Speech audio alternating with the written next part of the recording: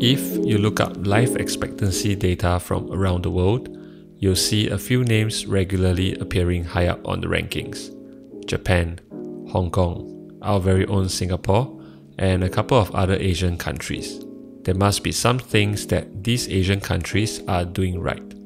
And since we are Asians, we thought we would reveal some of our longevity secrets to you in this video. Of course, we're just kidding. There are no secrets to a long and healthy life. Or at least, we won't let in on any such ancient secrets or wisdom. There are thousands of different factors that can influence a person's health. Some of these can be cultural. For example, the different cuisines and eating habits from different regions of the world can have a significant impact on health. As we reflect on the way we were raised, we notice that there are indeed some healthy eating wisdom that were taught to us by our Asian parents or that were embedded in our Asian culture. And that's what we are going to be talking about today. Okinawa, Japan, has always been a fascinating case study in health and longevity. It's known as one of the world's blue zones, a region where people live longer than in most other parts of the world. People in Okinawa follow a principle called Hara Hachibu, which means to eat until you're 80% full. In Chinese, we also have a saying that translates to eat until you're 70% full. It's less of the usual eating to the point of feeling full and more of eating to a point of no longer feeling hungry. In an age of affluence and abundance, this can be a wonderful habit to have, a good practice in mindfulness and contentment. It helps to prevent overeating and the health risk associated with it, as well as reducing any potential food wastage. It's not all just philosophical too.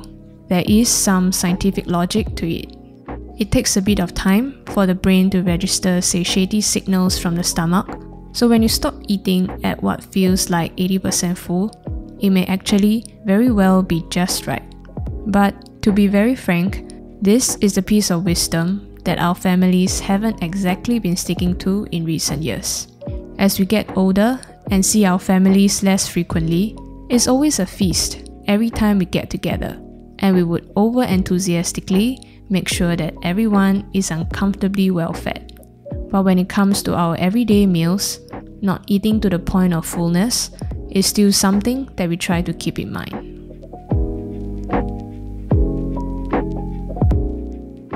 Singapore is known for being crazy about food. Eating is everyone's favorite pastime. There are all sorts of cuisines, food prepared in diverse ways using all kinds of ingredients. And not to mention, we also have access to different types of exotic fruits and vegetables. Like most children, we used to be picky eaters. But growing up, most of the time we had to eat whatever our parents had prepared, as they nagged at us to not be picky with food. Great advice, by the way, considering we have such a huge variety of food that we can enjoy. We don't just like variety. Our culture likes variety with each and every individual meal.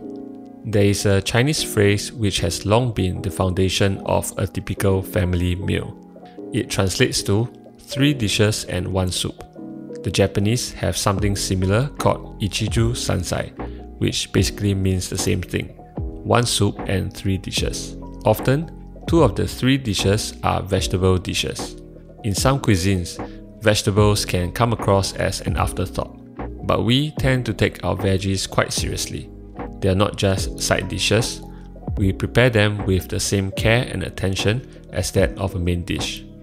For picky eaters, it's much easier to enjoy eating vegetables that you're otherwise not likely to enjoy when there are so many different, delicious and flavorful ways of preparing them. Having variety with every meal and learning to eat anything and everything turns out to be an instinctively healthy way to eat.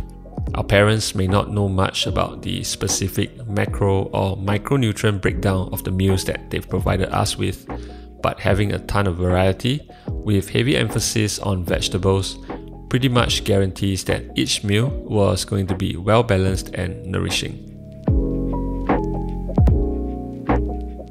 When I was in my teens, I started to really get into healthy eating. I wanted the best, not just for myself, but also for the health of my parents. I remember one day, my dad was planning to make his signature curry for dinner, and I knew from experience that he had always used coconut milk for his curry. During this period in time, any kind of saturated fat was public enemy number one, and coconut milk is full of saturated fat. So I strongly advised him against using it, and instead to use so-called healthier alternatives. After some back and forth, he eventually gave in and reluctantly used other kinds of milk instead of the much more fragrant coconut milk for his curry. That was about 10 to 15 years ago. Thinking back about this story makes me chuckle, because these days, products made from coconuts like coconut milk and coconut oil are thought of as nutritious superfoods. Back then, I was just a teenager starting to get into healthy eating. Since then, we have done more research and reading up on the topic. We had even gone back to school for a year to get some formal education on nutrition. But the thing about nutrition is that the more you delve into it, the more you would realize how far we are from actually figuring it all out. But then again, perhaps we don't have to have it all figured out. Humans have been thriving and eating food that nature has provided us with for thousands of years. Science is giving us a clearer understanding of the finer details of healthy eating.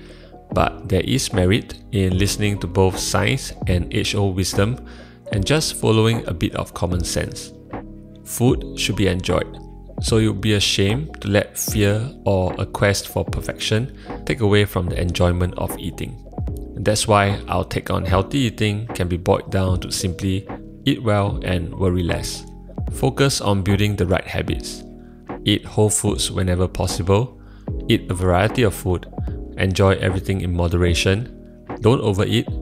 And most important of all, have a wonderful time eating.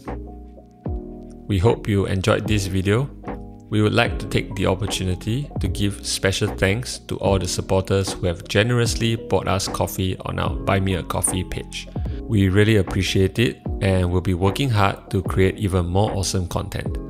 Everyone, have a great day and we'll see you again in our next video.